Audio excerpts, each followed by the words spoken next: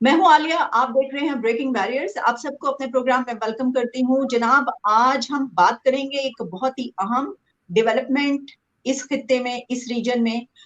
جو کہ یہ ہوا ہے کہ ہمیں یہ پتا چلا، خبریں یہ آئیں کہ چائنا اور انڈیا کا خاص طور پر LAC پر ایک ایسا ہمیں ایکشن نظر آیا کہ جس میں دونوں طرف کی فوجیں ہمیں پیچھے ہٹتی ہوئی دکھائی دی۔ یعنی یہ کہ وہ جو ایک بہت ایسی سچویشن ہوا کرتی تھی کہ کسی بھی ٹائم کچھ ہو سکتا ہے، وہ سچویشن اب نہیں رہی۔ تو یہ جو پیچھے ہٹنے کا عمل ہے، اس کے پیچھے کیا اسٹریٹجی ہے؟ کیا چائنا اور بھارت اب اس مسئلے کو حل کر کے آگے بڑھنا چاہتے ہیں، اور وہ اپنی ٹریڈ کو بڑھانا چاہتے ہیں، وہ اپنے ریلیشنز کو اچھا کرنا چاہتے ہیں؟ اور پھر اس کا ایک اور بڑا اہم ایلیمنٹ یہ بھی ہے کہ پاکستان اس کو کیسے دیکھتا ہے، کیونکہ پاکستان اور چائنا کے تعلقات جو ہیں وہ بڑے اہم سمجھے جاتے ہیں۔ اس پر بات کرنے کے لیے ہمارے ساتھ موجود ہیں بیرسٹر حامد باشانی صاحب، جو کہ پولیٹیکل سائنٹسٹ ہیں، کالمنسٹ ہیں، اور اس کے علاوہ وہ اپنا پروگرام بھی کرتے ہیں۔ Thank you so much barrister sahib for joining my show. Thank you جی، آپ کا شکریہ۔ بیرسٹر صاحب، جس طرح میں نے کہا کہ یہ ایشو آپ کیا سمجھتے ہیں کہ اس خطے کے لیے، اس ریجن کے لیے کتنا اہم ہے کہ یہ جو ایک نئی ڈیولپمنٹ ہمیں دیکھنے کو ملی؟ دیکھیں جی، یہ بڑا ایک امپارٹنٹ قسم کا جو ڈیولپمنٹ ہے خطے کے لیے بھی۔ ظاہر ہے کہ ڈیفینیٹلی چائنا اور انڈیا دو بڑی پاور ہیں جو کہ بنیادی طور پہ اس خطے میں کی رول ہے ان کا، تو ظاہر ہے خطے میں بھی اس کے بڑے اثرات پڑتے ہیں۔ لیکن یہ مسئلہ جو ہے اس کو ذرا ڈیفرنٹ اینگل سے دیکھنے کی ضرورت ہے، خصوصاً جو ہے وہ اس حوالے سے کہ بعض جگہوں پہ پریس میں اس کو بہت زیادہ جو ہے وہ آرٹیفیشلی انفلیٹ کیا گیا کہ انڈیا اور پاکستان کے درمیان سرحد کا کو بہت بڑا، ساری میں پاکستان کہہ رہا ہوں، وہ جب بھی کبھی پیس کی بات آتی ہے انڈیا پاکستانی آتا ہے، انڈیا اور چائنا کے درمیان آئی مین کہ جی سرحد کا کو بہت بڑا جو ہے وہ ایشو ہے، جو پچھلے 2 سالوں میں ڈیفینیٹلی ہوا بھی تھا۔ لیکن اس میں آپ یہ دیکھیں کہ اس میں ایک چیز ہم لوگوں نے اگنور کی کہ وہاں پہ ان کے درمیان جو لڑائی ہوتی تھی یا جس طرح کا بھی کوئی ہائی ٹینشن سچویشن ہوتی ہے، اس میں وہ زیادہ سے زیادہ خالی ہاتھ لڑائی تک جو ہے وہ نوبت جاتی تھی۔ اس کی وجہ یہ ہے کہ انہوں نے ایک پورا ہسٹوریکلی اس سرحد کے بارے میں، جس کو وہ LAC کہتے ہیں، لائن آف ایکچوئل کنٹرول، اس کے بارے میں کچھ پیرامیٹرز انہوں نے ایک پروٹوکولز جو ہیں وہ طے کیے ہوئے، جن میں سے کوئی بھی اس کو جو ہے وہ وائلیٹ نہیں کرتا۔ اب یہ ہے کہ آپ کس ملک کو پسند کرتے ہیں یا ناپسند کرتے ہیں، یہ دوسری بحث ہے، لیکن یہ ملکوں کی جو فارن پالیسی کی میچورٹی ہوتی ہے اور اس میں جو ایک میچور عنصر ہوتا ہے اس کو ریفلیکٹ کرتا ہے کہ ظاہر ہے کہ ملکوں میں اور عام آدمی میں یہی فرق ہوتا ہے کہ عام آدمی جذبات میں آ کے، اشتعال میں آ کے تو ایک دوسرے پہ حملہ شروع کر دیتے ہیں، مار داڑ اور قتل و غارت گری تک نوبت آ جاتی ہے۔ تو ظاہر ہے ملکوں کا اس کے برعکس ہونا چاہیے کہ چونکہ اس کے پیچھے ایک اجتماعی جو ہوتا ہے کلیکٹیو وزڈم، اور ایک اجتماعی برین جو ہوتا ہے، کام کا برین، کسی ایک آدمی کا نہیں ہوتا کہ غصے میں یہ ڈیسیجن ہو گیا یا غلطی سے یہ ہو گیا۔ میں سمجھتا ہوں کہ سرحدوں کے اندر ایسے پروٹوکول ہونے چاہیے کہ غلطی سے یہ ہونے کا، جو اکثر انڈیا اور پاکستان کے درمیان ہوتا ہے، یا کسی کی غصے میں آنے کی وجہ سے یہ ہو گیا، اس چیز کو رول آؤٹ ہونا چاہیے۔ اور یہ میرے خیال میں چین اور انڈیا دونوں جو ہے انہوں نے اس چیز پہ بہت چیزوں پہ جو ہے وہ اتفاق کیا ہوا ہے، جس میں سے ایک یہ ہے کہ آپ ایک دوسرے پہ جو ہے کہ خلاف فائر آرم استعمال نہیں کر سکتے۔ اگر کوئی اس طرح کی سچویشن آتی بھی ہے تو اس میں جو دست بدست لڑائی جس کو آپ کہتے ہیں وہ ہوتی ہے ان کے درمیان، جس میں زیادہ سے زیادہ کسی کا کیا نقصان ہو سکتا ہے، اس کو اگر آپ کمپیئر کر کے دیکھیں۔ اور یہی سچویشن جو ہے انٹرسٹنگلی اگر آپ غور سے دیکھیں تو پاکستان اور انڈیا کی سرحدوں پر بھی ہے۔ پاکستان اور انڈیا کی سرحدوں پہ کبھی آپ نے سنا کہ راجستھان پہ بارڈر پہ یا پنجاب کے بارڈر پہ کہیں جو ہے وہ کوئی آدمی مارا گیا یا غصے میں آ کے کسی نے گولی چلا لی یا کوئی کراس بارڈر فائرنگ ہو گئی؟ ایسا تو کبھی کوئی خبر نہیں آئی۔ یہ صرف ہوتا ہے لائن آف کنٹرول پہ، جس میں کہ state of Jammu and Kashmir میں جو لائن آف کنٹرول ہے، صرف وہ واحد جگہ ہے جہاں پہ اس طرح کی خبریں آتی ہیں، باقی کہیں بھی اس طرح کی جو ہے وہ سچویشن نہیں ہوتی، چونکہ یہی جو ہے پوری دنیا میں بارڈرز کا ایک پروٹوکول ہے۔ اب یہ ایسے نہیں ہے کہ جو ہی دو فوجوں کا آمنا سامنا ہوا تو انہوں نے آپس میں لڑنا شروع کر دیا۔ لیکن بہرحال اس اعتبار سے میں سمجھتا ہوں کہ یہ کبھی بھی کوئی خطرناک جو ہے لائن آف ایکچوئل کنٹرول نہیں تھی. یہ اس کے اندر ایک باقاعدہ میچور اور ایک ویل سیٹل قسم کا پروٹوکول ہے جس کے نتیجے میں کسی طرح کی لڑائی چھیننے کے یا کسی طرح کی کوئی جنگ یا جھڑپوں کے جو ہے چانسز بہت کم ہیں اور کم رہے ہیں ہسٹوریکلی. لیکن اس کو بعض جگہوں پہ بہت زیادہ ہائپر بنا کے اور اس طریقے سے جو ہے وہ پیش کیا جاتا رہا, جس کی وجہ سے کچھ لوگوں کو لگا کہ پتہ نہیں چین اور انڈیا کے درمیان کتنے وسیع پیمانے پہ کسی جنگ کا کو اندیشہ ہے. اس کے پیچھے اصل فیکٹر کیا ہوتا ہے کہ جب ان کا کسی علاقائی حوالے سے جو کہ گزشتہ 4-5 سالوں میں جو انڈو پیسیفک ریجن کے اندر جو پولیٹیکل الائنمنٹ جو ہے وہ چینج ہو رہی ہے, اس کے حوالے سے جب کوئی چیز آتی ہے تو اس کو پھر کسی نہ کسی طریقے سے کہیں نہ کہیں ریفلیکٹ کرنا ہوتا ہے, جو جا کے سرحد پہ بھی ریفلیکٹ ہوتا ہے. مثلا انڈیا اور چائنا کے درمیان جو ایک بڑی جو ٹینشن چل رہی تھی یہ ان 2-3 چیزوں پہ تھی. ایک انڈیا کے ایک چین کے حوالے سے جو انڈو پیسیفک ریجن کے اندر جو امریکی نئی پالیسی تھی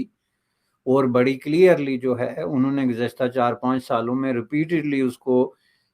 جو ہے ایسرٹ کرنے کی کوشش کی انٹرنیشنل پالیٹکس میں کہ وہاں پہ چین کے انفلوئنس کو محدود کیا جائے, جس کو انہوں نے ان الفاظ میں بیان کیا کہ ہم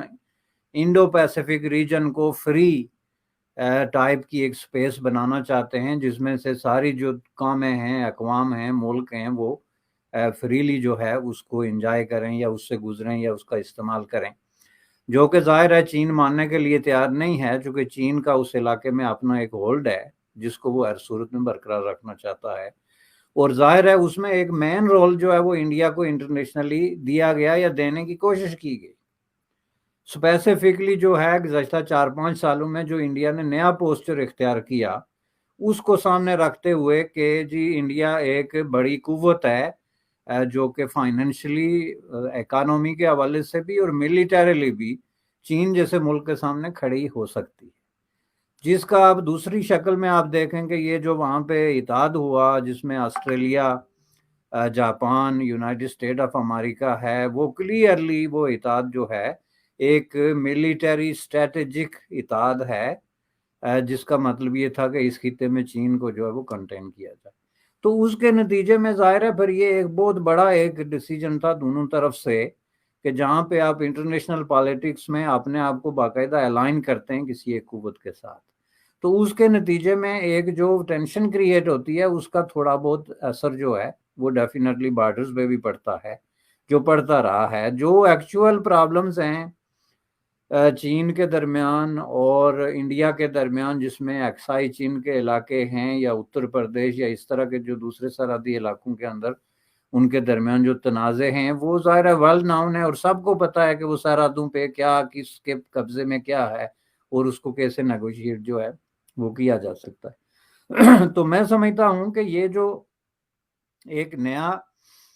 اس طرح کا آپ کو ڈیفرنس فیل ہوتا نظر آ رہا ہے, اس کی وجہ یہ ہے کہ گزشتہ 2 سالوں میں انڈیا کی پالیسی میں بھی ایک بہت بڑی جو ہے وہ تبدیلی آئی ہے انٹرنیشنل پالیٹکس کو لے کے, اور میرے خیال میں انڈیا نے ری وزٹ کیا ہے اپنے اس سٹینڈز کو کہ ہم اس خطے میں جو ہے امریکہ کے بیاف پہ چین کے خلاف یا کسی بھی قوت کے خلاف جو ہے وہ کوئی فرنٹ لائن سٹیٹ بننے کے لیے تیار ہے. اس کا اظہار انہوں نے ڈیفرنٹ طریقے سے کیا, جس کا آغاز جو ہے وہ روس یوکرین تقاضے کی شکل میں سامنے آیا, جس میں امریکہ یہ سوچ بھی نہیں سکتا تھا کہ ہندوستان جو ہے, بھارت جو ہے, وہ اتنا جو ہے دو ٹوک قسم کا موقف اختیار کر سکتا ہے, چونکہ ان کے نزدیک انہوں نے یہ جو مختلف الائنسز بنا کے تو ہندوستان کو جو ہے وہ مکمل طور پہ اپنے ایک اسٹریٹجک پارٹنر اور ایک ملیٹری پارٹنر کے طور پہ انٹروڈیوس کرانا شروع کر دیا تھا. یہ تقریباً وہی سچویشن تھی جو 50s اور 60s میں پاکستان کی جو ہے وہ یونائٹڈ اسٹیٹ آف امریکہ اور ویسٹرن بلاکس کے ساتھ بن گئی تھی اگینسٹ سوویت یونین, جس میں پاکستان جو ہے وہ مختلف الائنسز میں, ملیٹری الائنسز میں شامل ہو گیا تھا, جس میں بغداد پیکٹ سے لے کے تو سیٹو, سینیٹو, یہ سارے جو ملیٹری الائنس تھے, اور اس میں پاکستان سے یہ توقع رکھی جاتی تھی کہ اگر کہیں بھی United State of America versus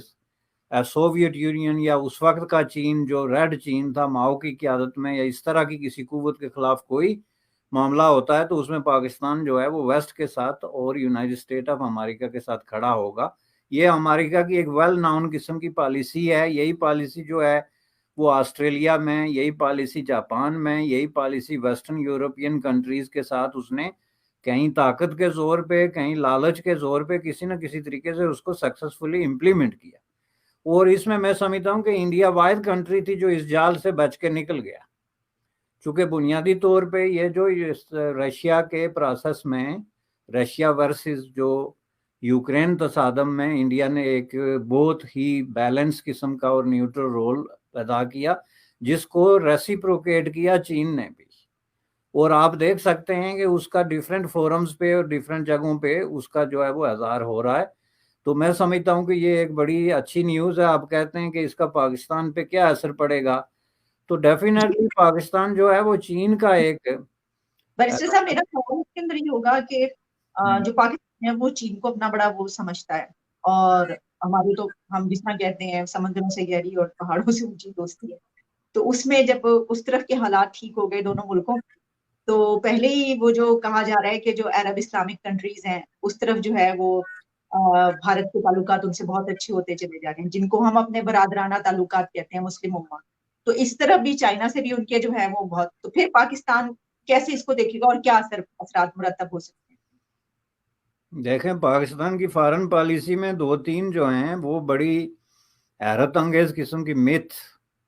ہیں جن کو نکالنا میں سمجھتا ہوں اور کلیریفائی کرنا بڑا ضروری ہے۔ ایک یہ برادر اسلامی ملکوں والی میتھ میں سمجھتا ہوں جس کو جو برے طریقے سے ایکسپوز ہو گئی ہے، اور آپ کو دیکھنا چاہیے کہ اس کا اظہار جو ہے وہ جو عرب کنٹریز اور گلف کنٹریز کے ساتھ اور مختلف طریقوں کے ساتھ انڈیا کا جو ریلیشن شپ ہے، اور ابھی ریسنٹلی انڈین فارن منسٹر کی وزٹ تک سے لے کے تو پیچھے چلے جائیں 2010 میں، تو وہاں سے لے کر اگر آپ کو دیکھیں تو وہ سامنے لگتا ہے کہ آپ ایک ایسی میتھ کا شکار ہیں کہ جس سے نکلنا جو ہے وہ پاکستان کی بقا اور اپنی صحت کے لیے جو ہے وہ بڑا ضروری ہے۔ اور دوسری میتھ یہ ہے کہ چین کے ساتھ ہمارے تعلقات جو ہیں وہ ہمالیہ سے بلند اور سمندروں سے گہرے، یہ دونوں میتھ ہیں۔ چونکہ میں یہ سمجھتا ہوں کہ یہ پاکستان جو ہے نا وہ ہر دور میں کسی نہ کسی طریقے سے ویری ڈپریسنگ قسم کی سچویشن سے گزرتا رہا، کبھی پولیٹیکل انسٹیبلٹی، کبھی اکنامک جو ہے وہ تباہی اور بربادی، کبھی جو ہے وہ نیچرل ڈیزاسٹر جیسے آج کل سیلاب ہے۔ تو ایک ایسی کنٹری جو ہمیشہ کسی نہ کسی طریقے سے اس طرح کے کسی ویری انفارچونیٹ قسم کے پروسیس سے گزر رہی ہو، تو اس کے اندر بڑی ایک ڈپریسنگ قسم کی فیلنگز آ جاتی ہیں، اور اس میں آپ چھوٹی سی چھوٹی بات کا اگر کوئی اچھی ملے تو اس کو پھر آپ بہت زیادہ ہوا دینا، ہوا بھرنا جو ہے وہ شروع ہو جاتے ہیں، جس میں ایک یہ بھی ہے کہ چین کے ساتھ ہمارے تعلقات کی یہ نوعیت ہے۔ سری لنکا بھی یہی سمجھتا تھا، بلکہ کہتا تھا برملا، اس نے اظہار کیا کہ ہمارے چین کے ساتھ جو ہیں وہ ہمالیہ کا تو انہوں نے ریفرنس نہیں دیا، لیکن بلندیوں کی سطح تقریباً یہی تھی۔ آپ نے دیکھا کہ جب سری لنکا کے ساتھ پرابلم شروع ہوئے، اور ان پرابلمز میں ایک فیکٹر خود چین بھی تھا، چونکہ چین کے قرضے اس میں ایک بڑا فیکٹر تھے، جن کا ہائی انٹرسٹ ریٹ اور ان کی ناقابل واپسی کی جو سچویشن ہو گئی تھی، تو اس میں چین نے جو پوسچر اختیار کیا وہ بڑی حد تک ایک انڈیفرنس اور یہ سارے تعلقات کو بالکل ایک طرف رکھ دیا۔ چین کی ایک ہسٹری ہے جس کو کبھی نہیں بھولنا چاہیے کہ وہ انٹرنیشنل ریلیشن شپ میں اپنے مفادات کو سب سے پہلے ہی نہیں بلکہ ہر چیز سے پہلے رکھتا ہے۔ ہر ملک اپنے مفادات کو پہلے رکھتا ہے، لیکن چین اس معاملے میں بہت زیادہ جو ہے وہ مشہور ہے۔ انہوں نے ڈیفرنٹ کنٹریز، اس وقت ایک لسٹ چل رہی ہے دنیا میں 42 کنٹریز کی جن کے ساتھ چین نے جو ہے وہ معاملات کیے ہیں گزشتہ 10-15 سالوں میں، جس میں ان کا روڈ اور بلٹ کا منصوبہ ہے، چھوٹے موٹے قرضے ہیں، ٹیکنالوجی ٹرانسفر ہے، ڈیولپمنٹ کے منصوبے ہیں۔ تو ان سب ملکوں کو جو ہے وہ بہت زبردست قسم کی شکایت ہے چین کی ڈیلنگ کے ساتھ، ان کے قرضے واپس کرنے کے اسکیجول کے ساتھ، اور ان کے درمیان اسپیسیفکلی جو انگیجمنٹ ہوئی ہے کہ لیبر کس کا ہوگا، ٹیکنالوجی کس کی ہوگی، اور آؤٹ کم جو ہے اس کا فائدہ کس کا ہوگا۔ میں اس کی ایک مثال دیتا ہوں آپ کو کہ مثلا جو ہے وہ آزاد کشمیر میں ایک ڈیم بنا، تو وہ ڈیم جو ہے وہ چین کی فائنینسنگ ہے. تو ویسے ایک ڈیم نہیں، وہاں 6 ڈیم بنے ہیں. تو چین نے سارے ڈیمز میں فائنینسنگ کی. میں آپ کو ایک کی مثال دیتا ہوں. تو اس میں جو ٹھیکہ ہے اس کا پیسہ ہے وہ چین سے آ رہا ہے، جس کے اوپر آپ کا انٹرسٹ آپ دیکھ لیں کہ ہائیسٹ پاسبل انٹرسٹ جو انٹرنیشنل ایرینا میں یا بزنس سپیس میں ایکسیپٹیبل ہے وہ ہے. اس کی ٹرمز اور کنڈیشن یک طرفہ ہیں، جس کو آئی ایم ایف سمیت دنیا کی ہر جو اکنامک ادارہ ہے اس نے ان ایکسیپٹیبل ڈکلیئر کیا. بلکہ پاکستان اور آئی ایم ایف کے درمیان ایک بڑا ایشو یہ بھی تھا کہ یہ شرائط جو چین کے ساتھ قرضے کی ہیں ان کو ریکنسیڈر کیا جائے. اس کے بعد جس کمپنی کو ٹھیکہ دیا گیا وہ چینی کمپنی ہے، اس کے جتنے انجینئر تھے وہ سارے چینی تھے، اس کے بعد جتنا لیبر وہاں پہ کام کرتے تھے وہ سارے چینی تھے. تو یہ جو ایک کلاسیکل کانسیپٹ آف امپیریلزم ہے، جس میں کہ آپ جو ہے وہ پیسہ قرضے کے طور پہ دے کے ایک ہاتھ سے تو دوسرے ہاتھ سے وہ سارے پیسے واپس وہیں لے جاتے ہیں جہاں سے وہ چلے تھے. لیبر کی اس سے لے کے تو انجینئر تک کے معاوضے کی شکل میں اور انٹرسٹ کی شکل میں وہ سارے پیسے تو واپس بیجنگ پہنچ گئے. تو اب وہاں پہ ایک ڈیم کھڑا ہے جس کی ایک ایج ہوتی ہے، اس ایج کے بعد اس کو ڈسمینٹل کرنا پڑتا ہے، اور اس ڈسمینٹلنگ پہ جتنے خرچے آتے ہیں وہ پاکستان برداشت ہی نہیں کر سکتا. تو یہ چیزیں جو ہے نا، یہ جب سامنے آنی شروع ہو جاتی ہیں اور ڈیبیٹ بننی شروع ہو جاتی ہیں، چونکہ پاکستان میں ڈیبیٹ کا ماحول نہیں ہے اور نہ اس طرح کے ڈیبیٹ الاؤڈ ہیں. لیکن اگر جب یہ اس طرح کے ڈیبیٹ جس طرح باقی 42 ملکوں میں سے کچھ میں چل رہے، جب یہ چلنے شروع ہو گئے تو ظاہر ہے کہ یہ ہمالیہ سے بلند اور سمندر سے گہرے رشتے جو ہیں ان پہ بہت زبردست طریقے سے حرف آنا شروع ہو جاتا ہے. ابھی تک یہ اس لیے ہے کہ یہ گورنمنٹ کا ایک فرمان ہے، جس طرح قدیم دور میں بادشاہوں کا ایک فرمان ہوتا تھا کہ یہ جو ہے اس طرح ہے تو اسی طرح اس کو سمجھا جانا چاہیے. نہ آپ اس کے خلاف لکھ سکتے ہیں، نہ بول سکتے ہیں، نہ اس کو کریٹیسائز کر سکتے ہیں. یہ میتھ جو ہے اس کو بھی اگر نکالیں تو پاکستان جو ہے وہ چین کا دوست بے شک اپنے آپ کو کہے، لیکن بنیادی طور پہ ایک کلائنٹ سٹیٹ ہے جس کو جو بہت بڑے بڑے حوالوں سے چین پہ ڈیپینڈنٹ ہے،